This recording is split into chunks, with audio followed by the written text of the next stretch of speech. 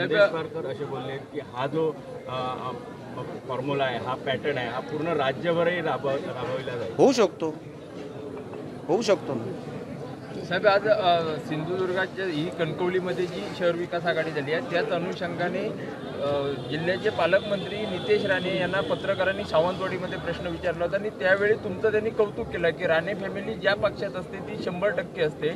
यावर आपलं काय मत आहे? चांगलंच आहे ना.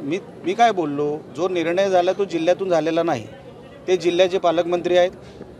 हा निर्णय जो महायुती तोडण्याचा झाला आहे तो बाहेरून झालेला आहे. आणि मी तुम्हाला सुरुवातीच्या अनेक पत्रकार परिषदेमध्ये म्हटलेलं आहे, नातं असतं. ते अशा कुठल्या निवडणुकीमध्ये तुटत नसतं आणि ते तुटणारही नाही. जे डिसिजन घेतले गेले ते वरच्या स्तरावरून घेतले गेले भारतीय जनता पक्षाचे, जे आम्हाला दिसतंय. म्हणून त्यासाठीच मी बोललो ना त्यांचा प्रश्न, की आम्हाला जे करायचं होतं ते आम्ही खूप वेळ थांबलो, पण वरच्या नेत्यांचं डिसिजन होत नव्हतं भारतीय जनता पक्षाचं, म्हणून आम्हाला डिसिजन घ्यायला लागला आणि आम्ही राणेसाहेबांना सांगून हा डिसिजन घेतलेला आहे. म्हणून राणेसाहेब हे BJP मध्येच आहेत.